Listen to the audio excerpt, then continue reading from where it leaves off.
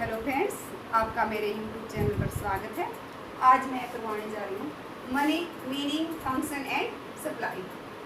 Money तो सबसे पहले मीनिंग, क्या मीनिंग है मनी का? मनी क्या होती है? कोई भी वो वस्तु जिसको हर कोई क्या करता है, विनिमय के माध्यम के रूप में स्वीकार कर लेता है, उसको हम क्या कहते हैं? मनी। तो कोई उसको लेने से मना नहीं करता, कॉमनली एक्सेप्टेबल है वो। कोई यूँ नहीं कहता कि मैं इसको नहीं लूँगा।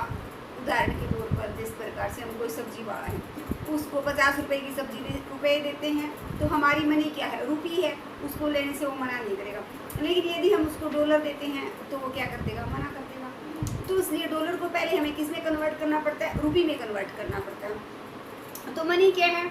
वो वस्तु जिसको विनिमय के माध्यम के रूप में सभी लोग क्या कर लेते हैं? स्वीकार कर लेते हैं, विदाउट एनी प्रेशर। कि उनको प्रेशराइज नहीं करते कि आप ये लो, नहीं, वो अपनी मन मर्जी से देते हैं। अब हम चेक देते हैं किसी को, वो कोई ले ना ले मना कर सकता है, लेकिन मनी को लेने से कोई मना नहीं करता।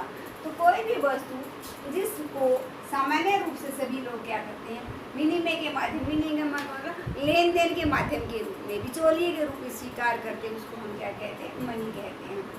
तो मनी का इवैल्यूएशन कब हुआ? इवैल्यूएशन ऑफ मनी, कि मनी का की जरूरत क्यों पड़ी हमें? Barter system,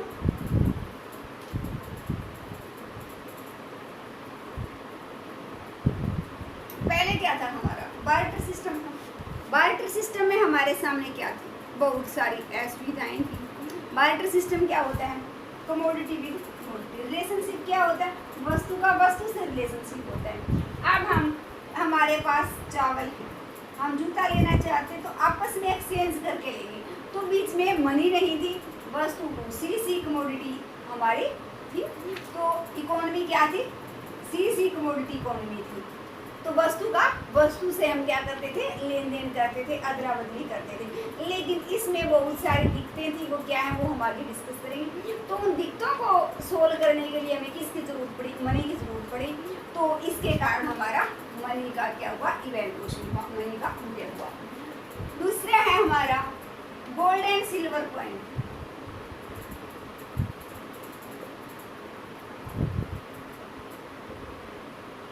gold and silver coin, ये गोल्ड, सोने और चांदी के सिक्के। तो इसके बाद हमारा क्या, किसका उदय हुआ? सोने और चांदी के सिक्के हुआ। मुद्रा किसकी थी? या तो सोने के सिक्के थे या चांदी के सिक्के थे। लेकिन इसमें भी क्या हुआ? बहुत सारी दिक्कतें सामने आई। दिक्कतें क्या थी हमारी? ये थी कि जिस देश के पास जितना सोना होगा वो उतने सिक्के डाल सकता है। तो अंतर्राष्ट्रीय स्तर पर मुद्रा का जो आवागमन था वो क्या था? कम था। और इसके साथ साथ ये फुल बॉडीड मुद्रा थी, पूर्णकाय मुद्रा थी। पूर्णकाय का मतलब क्या है? इसका मौद्रिक मूल्य भी उतना ही था जितना इसका वस्तु मूल्य था। कहने का मतलब है कि 100 रुपये का सोना अंदर लगा हुआ था, ऊपर भी उसके क्या था? 100 रुपये ही। अंकित मूल्य और वस्तु मूल्य क्या था? दोनों बराबर थे। तो इसको लोग क्या करते थे?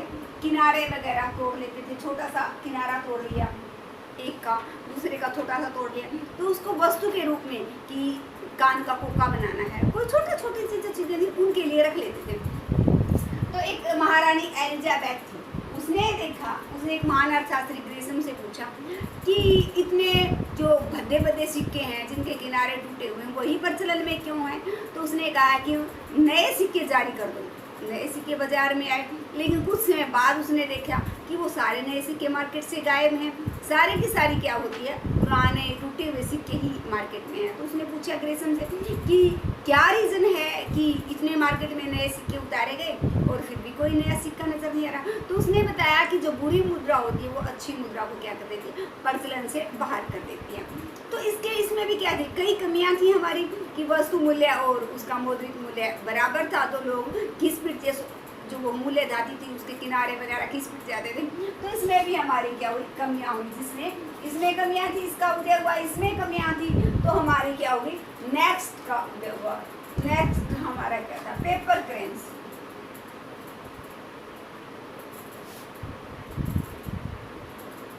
And alloy coin. Paper currency, कागज की करेंसी जो हमारे देश में है। तो उसके बाद हमारा कागज की करेंसी आ गई। कि जिनका हमारा क्या होता है, ऊपर जो अंकित मूल्य है वो तो ज़्यादा होता है, वस्तु मूल्य क्या होता है, न के बराबर होता है। मान लो कोई ये सोचे कि 2000 का नोट है, उसका मौद्रिक मूल्य तो 2000 है, लेकिन वस्तु मूल्य क्या है, 0 है। कोई 2000 का नोट है, उसको से 2000 के मूल्य वाली वस्तु तथा सेवाएं वो खरीद सकता है।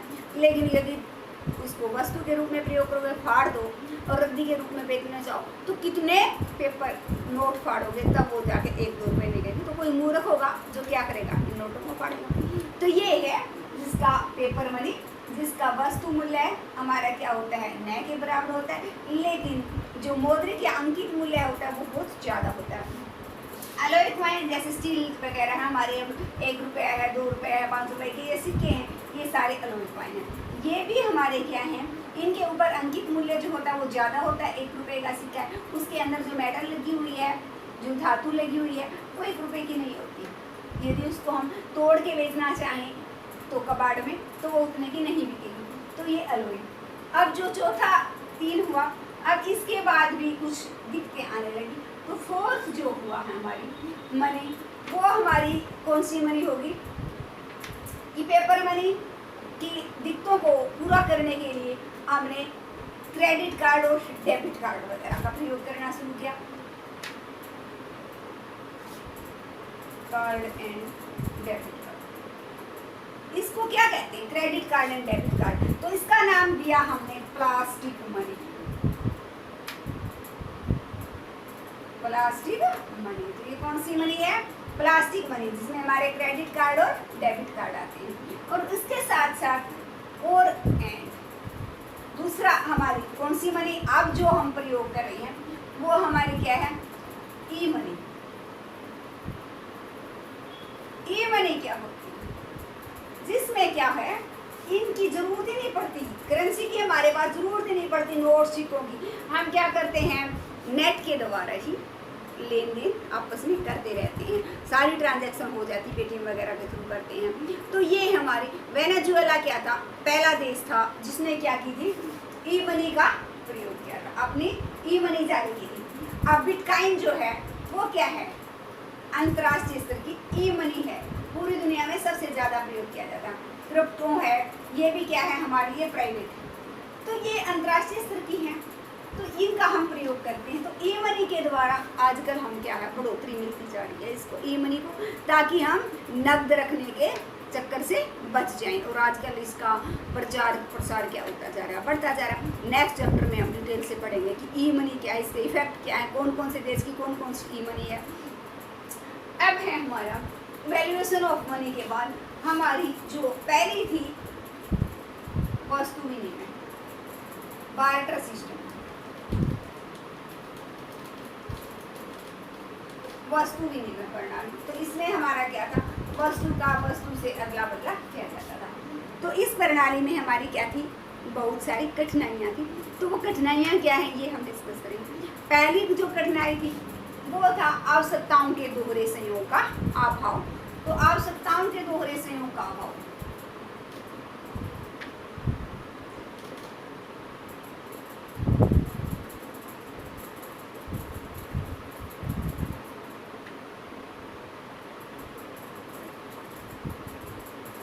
क्या है हमारा आवश्यकताओं का दोहरा संयोग, इसका अभाव क्यों पाया जाता है। ये बार्टर सिस्टम की सबसे मेन वीकनेस थी, मेन जो कमजोरी थी। तो इसमें क्या होता है, आवश्यकताओं का दोहरा संयोग क्या होता है, ये बहुत ही दुर्लभ घटना होती है, रेयर पाया जाता है आवश्यकताओं का दोहरा संयोग। इसमें क्या होता है, एक व्यक्ति की आवश्यकता दूसरे व्यक्ति की आवश्यकता से, और दूसरे व्यक्ति की आवश्यकता पहले व्यक्ति की आवश्यकता से क्या होनी चाहिए, मेल खाती होनी चाहिए। तो जिस प्रकार से एक व्यक्ति के पास क्या है, चावल है, वह इस चावल को देकर क्या लेना चाहता है, गेहूँ लेना चाहता है।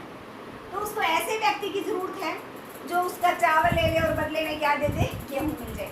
यदि ऐसा व्यक्ति मिल जाता है जिसको जो चावल देना चाहता है और गेहूँ लेना चाहता है, ये चावल देना चाहता है और गेहूँ लेना चाहता है, यदि ऐसा मिल जाए, व्यक्ति मिल जाए जो चावल लेना चाहता है और गेहूँ देना चाहता है, तो आवश्यकताओं का क्या हो गया, दोहरा संयोग होगा। लेकिन ये बड़े मुश्किल से मिलता है। ऐसा व्यक्ति मिल जाता है कई बार उसको जो चावल तो लेना चाहता है, बदले में गेहूँ नहीं, बदले में वो चने देना चाहता है, तो आवश्यकताओं का दोहरा संयोग नहीं है। तो इसलिए कहा गया है कि आवश्यकताओं का दोहरा संयोग बहुत मुश्किल से मिलता है। तो इसमें ये क्या है, हमारी इसकी एक वीकनेस है, कठिनाई है। फिर हमारा दूसरा क्या है कि इसमें हम क्या कर सकते हैं, लेखांकन का अभाव या लेखे की समान इकाई का अभाव।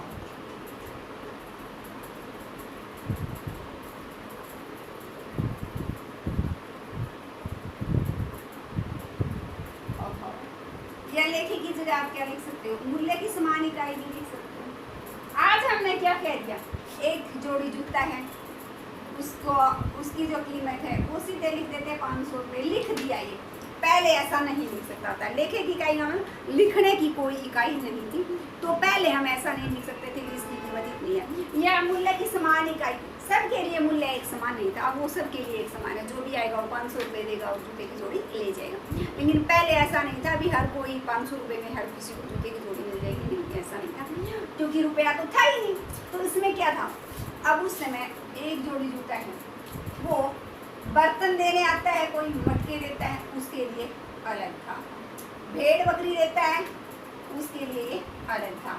इसके साथ साथ कोई गेहूं देता है, उसके लिए अलग था। कोई चावल देता है, उसके सबके लिए थोड़ी था। भाई बर्तन देता है, वो भी एक देगा, गेहूं देगा, वो भी एक बोरी देगा, नहीं ऐसा नहीं था। तो लिख ही नहीं सकते थे हम, सबके लिए समान मूल्य नहीं था, हर व्यक्ति के लिए मूल्य क्या था उस समय अलग अलग था। अभी हर व्यक्ति को क्या देना पड़ेगा, अलग अलग देना पड़ेगा। अब हमारा क्या है कि जो हम फ्यूचर के लेन देन करना चाहते थे, भविष्य के जो लेन देन थे, स्थगित भुगतानों के,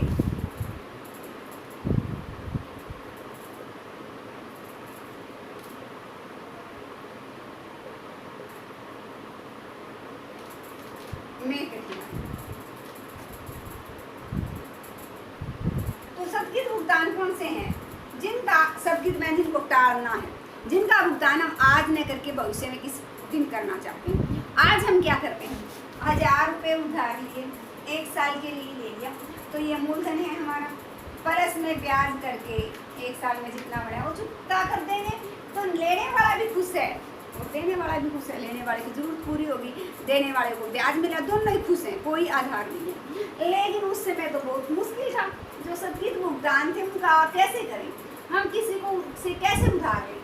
उदाहरण के तौर पर माना कि एक व्यक्ति ने 1 बोरी चना जो है वो उधार लिया और ये कहा कि जब मेरा चना अगले साल मैं चने बोऊंगा तो मैं तुझे क्या कर दूंगा, ये वापस कर दूंगा। ठीक है, बात हो गई। इस समय क्या था, चने बहुत ज़्यादा मात्रा में थी। 1 बोरी चना बराबर क्या था, 1 बोरी गेहूं हो रही थी, क्योंकि चने काफ़ी मात्रा में पैदा हुए थे, तो लोग 1 बोरी चने बराबर 1 बोरी गेहूं लेने के लिए तैयार थे। अब उसने ले ली, 1 साल के बाद जब उसने चना बोया तो चने बहुत कम लोगों ने बोए। अब 1 बोरी चना बराबर क्या है, लोग 2 बोरी गेहूं लेने के लिए तैयार। अब इसको दुख हो रहा है, देते वक्त चने की कीमत क्या होगी, राइज हो गई। अब उसको दुख हो रहा है कि जब मैंने ली थी तब तो 1 बोरी गेहूं के बराबर मिल रही थी, अब तो मैं यदि दूसरों को दूं तो मुझे 2 बोरी गेहूं मिल जाएंगी। तो इस प्रकार से यहाँ लड़ाई का आधार पैदा हुआ। दूसरा, अब जिस समय लिया था चना, उस समय इस चने की किस्म क्वालिटी क्या थी, बेटर क्वालिटी का था। अब जो चना ये वापस कर रहा है तो आधार लड़ाई का पैदा हो गया कि मैंने तो मोटा मोटा चना दिया था, तूने तो छोटा छोटा है। उस टाइम जो पीला चना था मोटा मोटा था, गेम नहीं थे चने में, कि जो व्यर्थ के पदार्थ है वो नहीं। इसमें ये कह सकता है कि तेरे चने में कंकर है, पत्थर है। तो सो मैनी रीजंस कि वहाँ पर लड़ाई का आपस में रिश्ते में खटास पैदा होने का मुख्य कारण बनता था। और उसी प्रकार यदि हम श्रमिक को उधार ले लें तो उसका भुगतान कैसे करेंगे इतने साल बाद। तो यहाँ पर क्या थी, काफ़ी कठिनाइयाँ सामने आ रही थी। तो उधार भी लेते तो वस्तु में या हमारे भेड़ बकरी वगैरह में, भैंस वगैरह में, पशुओं में मिल सकता था। तो फिर हमारा था संचय में कठिनाई। संचय में कठिनाई, संचय का मतलब क्या होता है, इकट्ठा करके रखना। आज एक व्यक्ति पता नहीं कितने कितने करोड़ रुपए इकट्ठे कर लेता है, लेकिन जरूरत भी नहीं है, जगह की जरूरत नहीं, कुछ और सामान की जरूरत नहीं, इजली, और वो जब भी चाहे अपने जो फैसले है उसका मालिक होता है, किसी भी जगह अपने डिसीजन को बदल कहीं भी यूज कर सकता है उसको। लेकिन पहले ऐसा नहीं था। पहले व्यक्ति क्या करता था, मुद्रा को थी नहीं संचय करता तो किसने करता, वो संचय करता तो अनाज में करता। अनाज में क्या होता है, उसकी क्वालिटी घटिया हो जाती है। मान लो 2 साल की अंगूर रखी, उसको क्वालिटी भी गिर गई उसकी, और उसकी गुणवत्ता तो कम हुई हुई, साथ में क्या होगा, उसको जो हमारे ढोरा सुरसी जो पिस्ट हैं वो खा जाते हैं कि उसमें कभी तो उसके ऊपर क्या है, देखभाल रखनी पड़ेगी, कभी उसमें दवाई रखनी है, कभी उसमें छिड़काव कर रहे हैं, तो फिर इसको रखने के लिए बड़े से कमरे की भी ज़रूरत पड़ी। तो यहाँ ये इस चीज़ में भी रखना, ज़्यादा लंबे समय तक नहीं कर सकते हैं इसको, तो संचय करने में काफ़ी दिक्कत आती है। या फिर हम कर सकते हैं पशु में, भैंस है, घोड़ा है, भेड़ बकरी है, इनको में इकट्ठा करके रख सकते हैं। इनमें रखने में भी बहुत, क्योंकि इन पर लाइव कॉस्ट काफ़ी आती है कि इनके लिए तो ह्यूमन बीइंग भी चाहिए इनके, क्योंकि इनको फिर खिलाना पड़ेगा, पिलाना पड़ेगा, तो गोबर भी करेंगे तो उठाने वाला भी चाहिएगा, तो और फिर इनको रखेंगे तो बड़े से बाड़े की भी ज़रूरत पड़ेगी। तो जगह की ज़रूरत है, जगह के साथ साथ इनको खिलाने पिलाने के लिए कि उनको तूड़ी वगैरह डालना, ह्यूमन बीइंग चाहिए, तो ये लागत खाएंगे साथ साथ, तो ये भी कोई बढ़िया सा नहीं था। तो संचय होता ही नहीं था, लोग उतना ही पैदा करते थे जितनी उनको ज़रूरत होती थी। तो संचय में भी उस समय कठिनाई थी। फिर हमारी क्या होता था, जो मूल्य का ट्रांसफर करना होता था,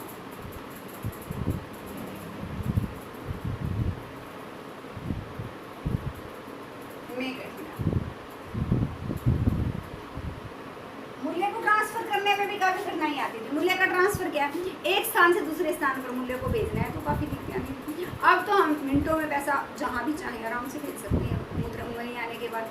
लेकिन पहले क्या था कि मान लो हम हरियाणा से अपना सब कुछ बेचकर पंजाब जाना चाहते हैं या राजस्थान जाना चाहते हैं, तो यहाँ से हमने अपना मकान है, जो भी सामान है वो बेचा, बदले में क्या मिलेंगे, भेड़ बकरियाँ, घोड़े, हाथी, या हम कह सकते हैं पशु मिलेंगे, अनाज मिलेगा या कुछ बर्तन वगैरह मिलेंगे। उनको लेकर के हम वहाँ तक जाते हैं, रास्ते में पशु बीमार हो सकते हैं, वो मर जाते हैं, और बारिश वगैरह होगी, हमारा अनाज खराब हो सकता है, तो वहाँ पहुँचे हमारा क्या हो गया, खाली हाथ पहुँचे। तो मूल्य का हस्तांतरण में काफ़ी कठिनाइयाँ होती थी। लेकिन आज के शाम से पहले हम बेच करके साथ में लेके जाने की ज़रूरत नहीं, हमने डिपॉजिट करवाए, वहाँ जाकर जहाँ भी हम गए निकलवा सकते हैं। ड्राफ्ट है, ड्राफ्ट के द्वारा कहीं भी हम पैसा भेज सकते हैं। इवन क्या, अब तो हम दूसरे देशों में भी अपनी मनी ट्रांसफ़र करवा के यहाँ से डाल के जाते हैं, वहाँ जाके अपनी जितनी ज़रूरत होती निकलवा लेते हैं। तो ये था हमारा मूल्य के हस्तांतरण में कठिनाई है। फिर हमारी क्या होगी, तो वस्तु विनिमय में हमारी क्या होती है, व्यापार की लागत भी क्या आती है, ऊंची आती है। व्यापार की लागत ऊंची कैसे आती है, वस्तु विनिमय में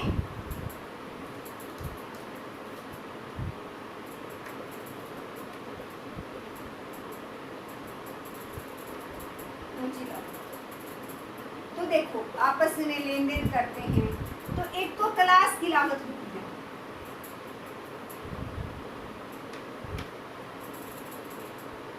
क्या होता है तलाश, आवश्यकताओं का दोहरे संयोग की जरूरत होती है इसमें। तो हम क्या करते हैं, सबसे पहले हमें वो व्यक्ति ढूंढना पड़ता है जिसकी आवश्यकता हमारी आवश्यकता से क्या करती हो, मेल खाती हो। तो इसको तलाश करने के लिए हमें काफ़ी समय क्या करना पड़ेगा, बर्बाद करना पड़ेगा, काफ़ी समय बर्बाद। वो जो समय बर्बाद हुआ वो तलाश की क्या कहलाएगी, लागत है, क्योंकि वो तलाश की ऊंची अवसर लागत होती है। उस अवसर लागत का मतलब उस समय को हम कहीं बढ़िया तरीके से काम करके बिता सकते थे, तो लेकिन हमें क्या करना होगा, वो बेकार। फिर हमारा है कि तलाश की लागत होगी इंतजार, इसमें हमें इंतजार की अनुमति, इंतजार या प्रतीक्षा की अनुमति होगी। तो इंतजार क्या होगा, अब हम आज हमें क्या है, हमें वस्तु का प्रयोग अब करना है, तो फटाफट से मनी से वो क्या कर लेते हैं, खरीद लेते हैं और उस चीज़ का प्रयोग कर लेते हैं। लेकिन पहले क्या करना पड़ता था, हमें वो दोहरे संयोग के लिए वो व्यक्ति मिले, उसका इंतजार करना पड़ता था। मान लो अभी आपको क्या है, चाय पीनी और आपके घर में दूध नहीं है, तो आपके पास गेहूँ, आप चाहते हैं कि कोई गेहूँ ले ले, बदले में दूध दे दें, तो उसके लिए चाय तो अब पीनी है, आपको वो 4 घंटे बाद वो व्यक्ति मिला, तो उसकी क्या होगी, आपको प्रतीक्षा करनी पड़ी, इंतजार करना पड़ा। तो उसी प्रकार अन्य में थे, आपको जूता चाहिए, तो ऐसे आपके पास चावल है, चावल दे करके आप जूता लेना चाहते हो तो अनुपयोगिता है। जूता आज टूटा हुआ है, जूते वाला जो व्यक्ति आपकी आवश्यकता को पूरा कर सके वो 10 दिन बाद आपको मिला। तो इस प्रकार से इसमें हमारी क्या होती है, व्यापार की लागत भी क्या पाई जाती है, ऊंची पाई जाती है। इसके साथ इसमें क्या है, जो विशिष्टीकरण का अभाव पाया जाता है।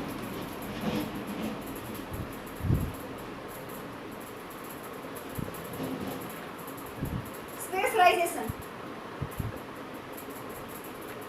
तो क्या होता है स्पेशलाइजेशन? स्पेशलाइजेशन में होता है काम के एक हिस्से को एक व्यक्ति करे, दूसरे हिस्से को दूसरा व्यक्ति करे, जो कम से कम लागत में वो क्या हो उसके क्या हो उसकी। लेकिन इसमें तो क्या था, कोई व्यक्ति एक्स्ट्रा चीज पैदा ही नहीं करता था, उतनी पैदा करता था जितने से उसका काम चल जाए। और हर व्यक्ति एक चाहता था कि उसकी जरूरत की सारी वस्तुओं में क्या करे, खुद पैदा करे, या फिर थोड़ी बहुत उन इतनी ज़्यादा करता था कि उनसे आपस में क्या कर सके, एक्सचेंज कर लेता। मान लो वो बार्बर से अपने हेयर्स ट्रिम करवा रहा है तो उतना फालतू अनाज कर लेता था कि उस बार्बर को वो क्या दे देता, अनाज दे देता। जिस मटके वाले से वो मटके देता, बाद में उसको क्या कर देता था, अनाज दे देता था। तो इस प्रकार से विशिष्टीकरण का अभाव था। तो ये जो विशिष्टीकरण होता है उसके कारण हमारी लागत क्या हो जाती है, कम हो जाती है। काम अनेक पार्ट्स में डिवाइड हो जाता था। लेकिन उस समय ऐसा कुछ नहीं था। हर कोई व्यक्ति ये चाहता था कि जितना उसको जरूरी है उतना वो पैदा करें, एक्स्ट्रा पैदा करने की कोई लालसा थी नहीं। जबकि अब हमारे क्या है, तो हम उसको एक्स्ट्रा जो होता है उसको हम क्या कर देते हैं, अपने देश में जरूरत है तो देश में, वरना एक्सपोर्ट करके भी करेंसी कमा सकते हैं, अपनी आय को बढ़ा सकते हैं। लेकिन पहले ऐसा कोई इंसेंटिव नहीं था उनके आगे कि वो कुछ ज़्यादा पैदा कर सकें, कुछ एक्स्ट्रा कमाई कर सकें वो। तो इस प्रकार से हमारे सामने उस समय क्या थी, बहुत सारी कठिनाइयाँ थी। तो ये हमारा बार्टर सिस्टम था। नेक्स्ट जो अब हम करेंगे वो है कि जो मुद्रा है उसमें दो प्रकार की मुद्रा का की जो परिभाषा करेंगे उसमें हम करेंगे। मुद्रा होती है तो मुद्रा होती है, एक होती है निकट मुद्रा, मुद्रा के निकट नजदीक लगती है। मुद्रा में तो हमारा क्या होता है, करेंसी, करेंसी में क्या होते हैं, नोट और सिक्के। भारत की करेंसी क्या है, नोट हैं और सिक्के हैं। नोट ऐसी भी दिखाई हैं और सिक्के ऐसी भी दिखाई हैं। और हमारा डिमांड डिपॉजिट, ये क्या होती है डिमांड डिपॉजिट, वो डिपॉजिट जो जब भी हम मांगेंगे वो एक बिल्कुल तरल होती है, चेक के द्वारा जब भी हम चाहें उसको निकलवा सकते हैं। और इसमें क्या होता है, चेक जो हमारा चेक होता है वो हम किसी दूसरे व्यक्ति को दे सकते हैं, ट्रांसफरेबल है। तो वो डिमांड डिपॉजिट होती है, बिल्कुल तरल होती है, जब भी हम मांगेंगे उसको निकलवा सकते हैं, जितनी बार दिन में चाहे निकलवा सकते हैं। तो मुद्रा में हमारा ये चलता है। अब दूसरा है निकट मुद्रा। मुद्रा तो नहीं है लेकिन मुद्रा के जैसी है निकट मुद्रा। ये वो है जिसको बहुत शॉर्ट पीरियड में हम क्या कर सकते हैं, मनी में कन्वर्ट कर सकते हैं। इस प्रकार से हमारा FD fixed deposit. Fixed deposit क्या होता है, एक जो पैसा जमा करवाता है तो निश्चित समय के लिए जमा करवाया जाता है, सबसे ज़्यादा ब्याज इसी पर मिलता है। इसी पर डिमांड डिपॉजिट पर बैंक कोई हमारे नहीं देते, जबकि एक मिनिमम राशि से कम जमा करवाते हैं तो बार बार ट्रांजैक्शन करते हैं तो बैंक कुछ ले भी लेता है सेवा व्यय के रूप में। तो इस पर बहुत कम न के बराबर और बहुत ज़्यादा बार ट्रांजैक्शन होता है और एक मिनिमम राशि से कम राशि होती है तो बैंक लेता है। लेकिन फिक्स डिपॉजिट में टाइम पीरियड जितना लंबा होता है ब्याज की दर उतनी ही क्या होती है, हमारी ज़्यादा होती है। तो इसमें फिक्स डिपॉजिट में को क्या कर सकते हैं, ये भी तरल है लेकिन इसको मुद्रा में थोड़े समय के बाद हम क्या करवा सकते हैं, करंट। कुछ टाइम लग सकता है, ये बिल्कुल तरल नहीं है, लेकिन कुछ टाइम के बाद हम अपनी एफडी को तुलवा करें, ब्याज की कुछ कटौती कर लेगा बैंक और हमें हमारा पैसा वापस मिल जाएगा। तो फ्रेंड्स, यदि आपको वीडियो पसंद आई हो तो like, comment and share my video and subscribe my channel. Thanks.